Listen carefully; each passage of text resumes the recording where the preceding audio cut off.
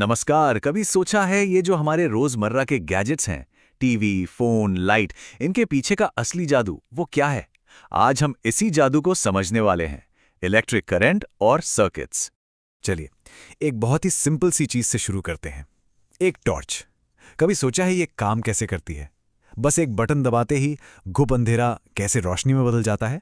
तो चलो एक काम करते हैं, इस टॉर्च को दिमागी तौर पर खोल कर देखते हैं और इसके सारे राज जानते हैं। और हम शुरुआत करेंगे ठीक वहीं से जहां से इसे सारी ताकत मिलती है, इसके पावर सोर्स से। तो पहला हिस्सा, स्विच का एक फ्लिक। आइए जानते हैं कि उस एक छोटे से एक्शन के अंदर आखिर होता क्या है। पता है, ये सारी कहानी शुरू कहां से होती है?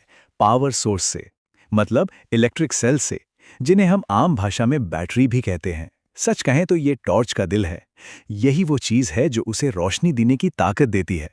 तो चलिए अब जरा इस दिल को करीब से देखते हैं। आखिर ये सारी पावर, ये सारी शक्ति आती कहां से है?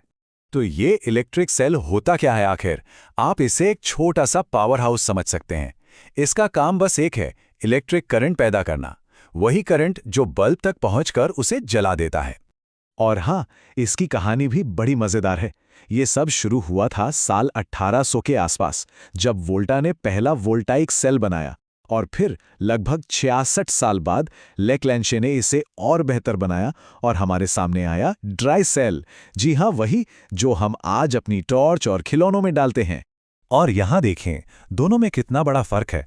एक तरफ है वोल्टा का सेल जिसमें लिक्विड एसिड होता था, काफी खतरनाक। और दूसरी तरफ है हमारा आज का ड्राई सेल जिसमें एक गीला सा पेस्ट होता है।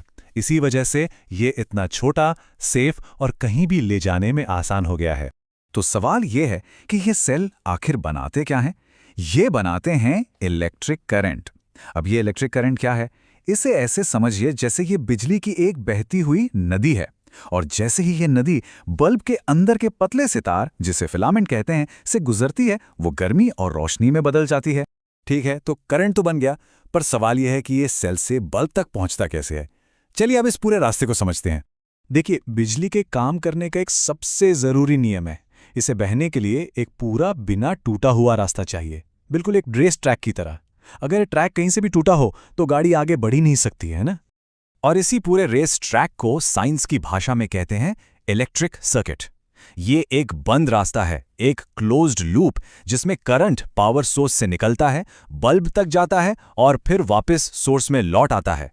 किसी भी बेसिक से सर्किट के बस 3 मेन हिस्से होते हैं। पहला, पावर का सोर्स यानी हमारा सेल। दूसरा, चलने का रास्ता यानी तार। और तीसरा, ट्रैफिक कंट्रोलर मतलब स्विच। अब देखिए, जब स्विच ऑफ होता है तो हम कहते हैं कि सर्किट ओपन है या खुला हुआ है। आप देख सकते हैं रास्ते के बीच में एक गैप है। ये बिल्कुल वैसा है जैसे रास्ते पर बना पुल टूट गया हो। अब क्योंकि पुल टूटा है तो करंट आगे जा ही नहीं सकता और नतीजा, बल्ब बंद रहता है।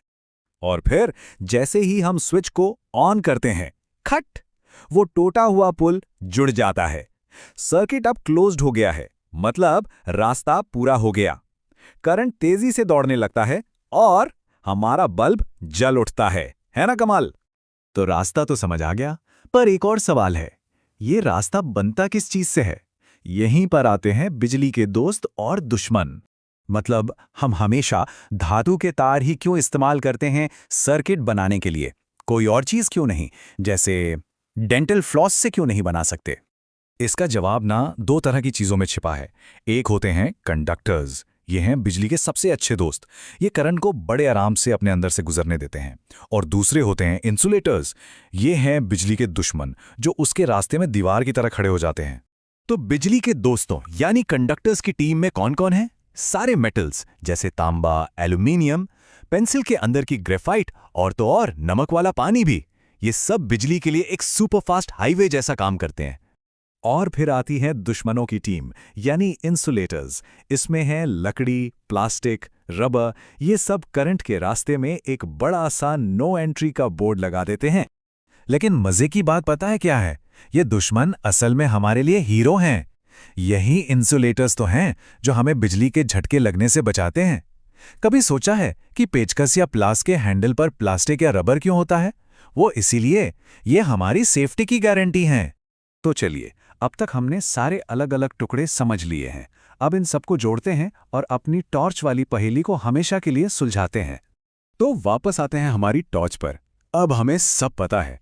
इसके अंदर एक सेल है जो पावर का सोर्स है, एक बल्ब है और एक स्विच है जो कंट्रोलर है। ये सब कंडक्टर्स यानी तारों से जुड़े हैं और जैसे ही हम स्विच ऑन करते हैं एक परफेक्ट क्लोज सर्किट बन जाता है और सर्किट पूरा होते ही हमें मिलती है रोशनी। सोचिए, इस एक छोटे से सिंपल से सर्किट ने पूरी दुनिया बदल दी। इसने हमें अंधेरे से लड़ना सिखाया। तो सवाल यह है कि अगला सर्किट वो क्या कमाल करेगा।